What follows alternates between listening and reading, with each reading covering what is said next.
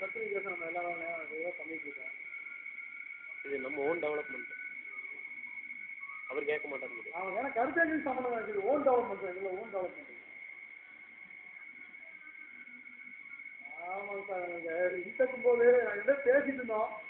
அப்புறம் எனக்கு உண்மையான ஸ்ட்ரைக் ஆகிடுச்சு. நீங்கள் கடை ஸ்டால் போட்டுக்கு எனக்கு சந்தேகம் அப்படி எப்படி பண்ண வேறு ஒன்று இல்லைன்னா அப்படிங்களா?